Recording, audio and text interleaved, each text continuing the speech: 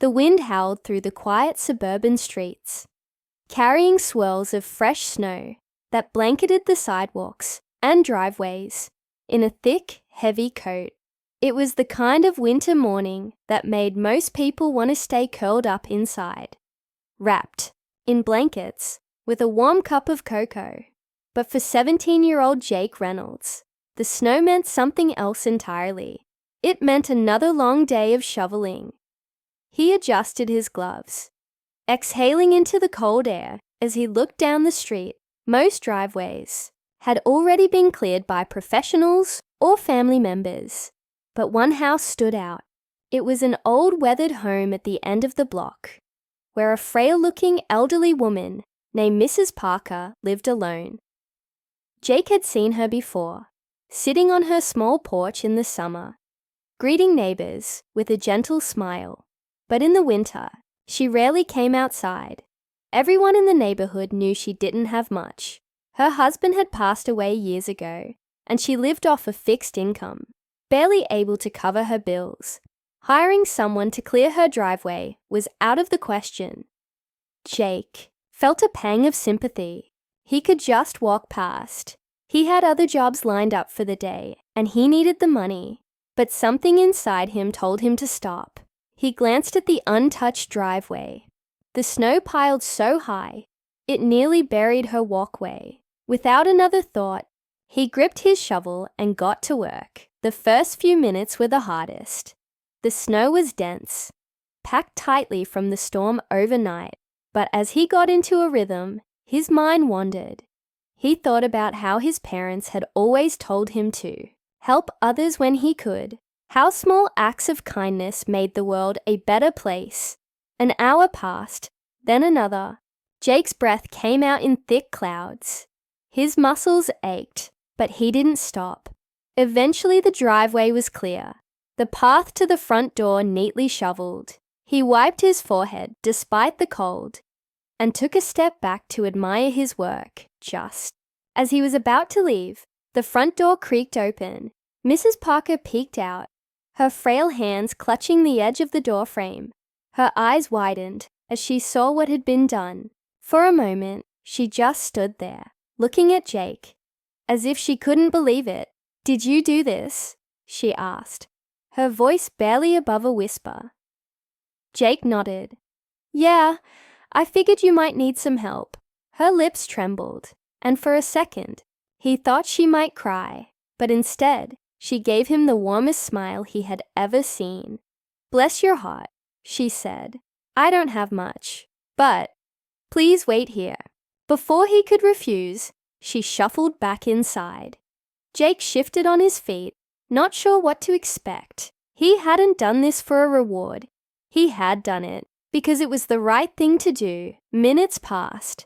The cold crept under his jacket, but he stayed put.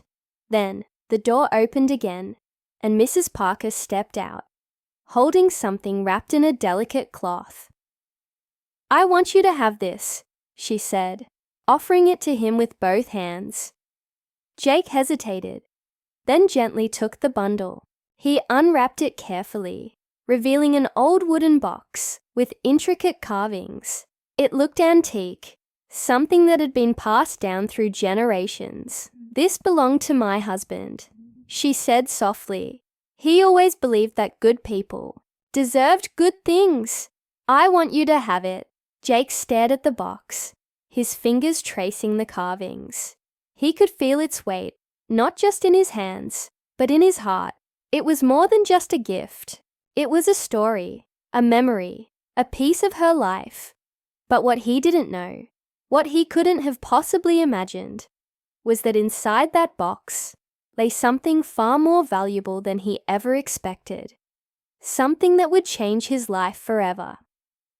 Jake turned the wooden box over in his hands, feeling the delicate carvings beneath his fingertips. It was old, but well kept, like something with deep, sentimental value. He hesitated for a moment, looking back at Mrs. Parker. Her frail hands trembled slightly from the cold, but her eyes held a warmth that made him feel something he couldn't quite explain.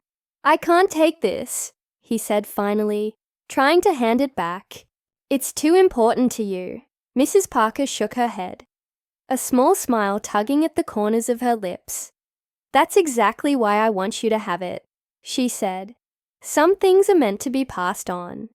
Jake didn't fully understand, but he saw the sincerity in her eyes. He gave a small nod and carefully tucked the box under his arm. "Thank you," he said softly. As he turned to leave, a gust of wind sent snowflakes swirling around them. Mrs. Parker watched him for a moment before stepping back inside, closing the door gently behind her. Jake walked home, his mind spinning with curiosity. He had expected nothing in return for clearing the driveway, but now he was carrying something that felt like a mystery in itself. When he finally reached his house, he kicked off his boots, shook the snow from his jacket, and sat on the edge of his bed, the box resting on his lap. Taking a deep breath, he carefully lifted the lid. Inside, nestled against soft velvet lining, was an old wristwatch. The leather strap was worn, the metal casing slightly scratched, but the watch still ticked, steady and strong. Jake furrowed his brows. It was a nice watch, but there had to be more to it.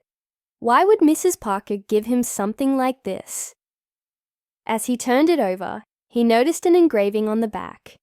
The words were faint, but still readable. "To my dearest, may time always be on your side." A strange feeling settled in Jake's chest. He had no idea what the message meant or why Mrs. Parker wanted him to have this particular watch. But something told him there was more to this story than he realized. The next day, he found himself back at Mrs. Parker's house. He knocked gently, and after a few moments, she opened the door, looking both surprised and pleased to see him. "I had to come back," Jake said. He pulled the watch from his pocket, holding it out. "Can you tell me about this? I feel like there's something I should know." Mrs. Parker let out a soft chuckle and motioned for him to come inside. The house was small but cozy, filled with framed photographs and shelves lined with old books.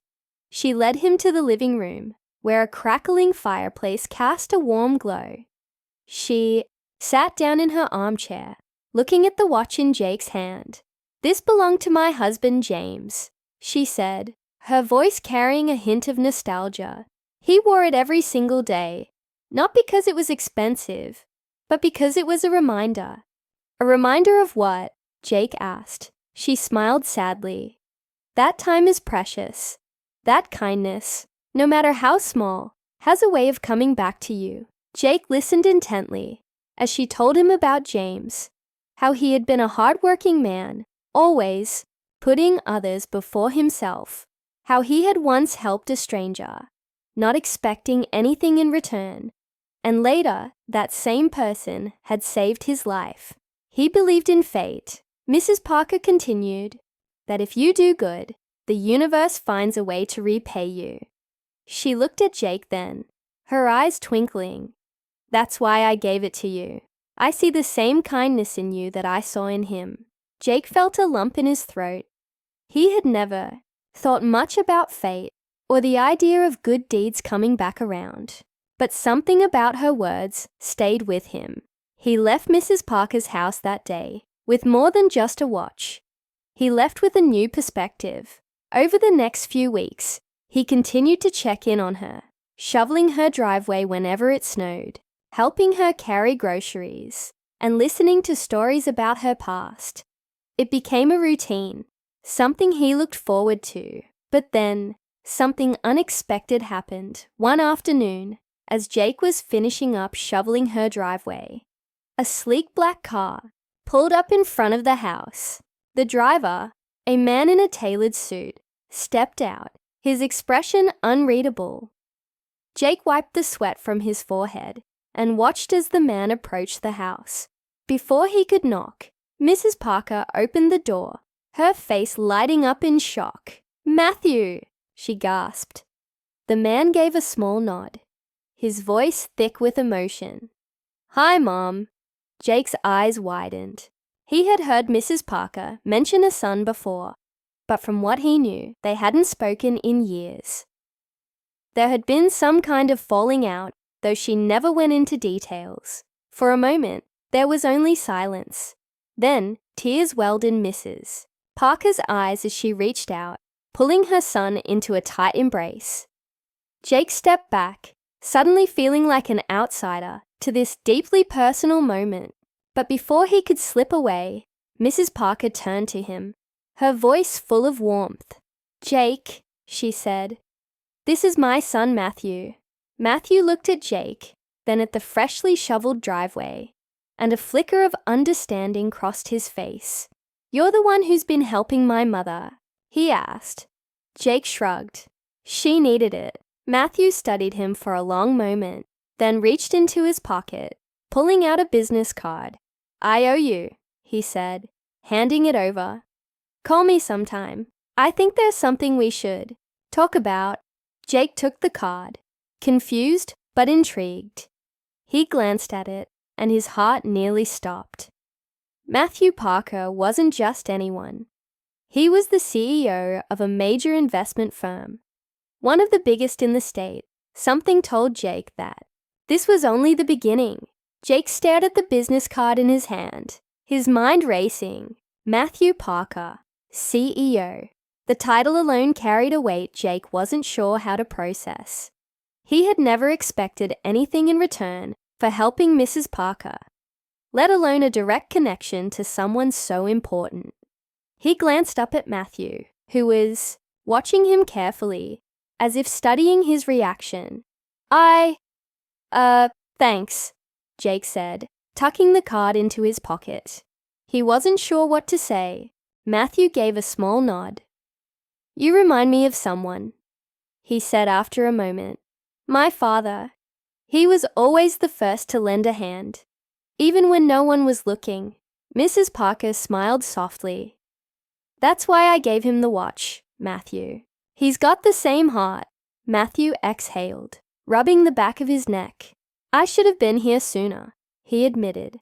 "I got so caught up in my life, my work. I forgot what really mattered." He looked at his mother, his voice thick with regret. "I'm sorry, Mom." Tears welled in Mrs. Parker's eyes, but she shook her head. "You're here now," she whispered. "That's what matters." Jake felt like he was intruding on a moment far bigger than him. But before he could excuse himself, Matthew turned back to him. "Listen, Jake. I wasn't just offering my number as a favor. I meant it. I think we should talk." Jake furrowed his brows. "About what?" Matthew crossed his arms, considering his words. "You have the kind of character that's hard to find these days. You help people because it's the right thing to do, not because you expect something in return." He paused. "I started a scholarship program for kids who show real promise, but might not have the financial means to get where they want to go. I want to sponsor you." Jake blinked. "Wait, what?" Matthew chuckled. "Full ride, college, internships, connections, you name it." Jake's heart pounded. He had always planned to go to college, but money had been a constant worry. His family wasn't poor, but they weren't in a position to cover tuition without serious loans. The thought of graduating without crushing debt felt almost unreal. He struggled to find the right words. "This is too much." Matthew shook his head. "No, it's not. My father used to say that when someone does something good, you don't just thank them, you pay it forward. That's what I'm doing." Mrs. Parker beamed, her eyes filled with pride. "See, Jake, I told you kindness comes back around." Jake swallowed hard.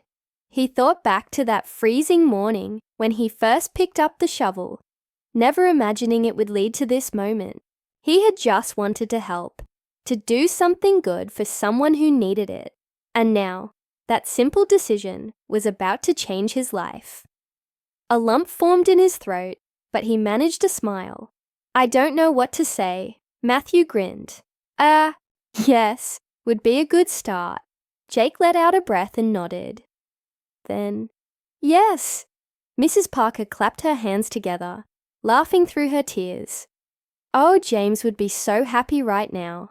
Jake looked down at the watch on his wrist, the one Mrs. Parker had given him, and for the first time, he truly understood what it meant. It wasn't just about time. It was about moments, about choices, about the ripple effect of doing the right thing. He had no idea where this opportunity would take him, but one thing was certain. His life had just taken a turn he never saw coming, and all because, on a cold winter morning, he decided to clear a driveway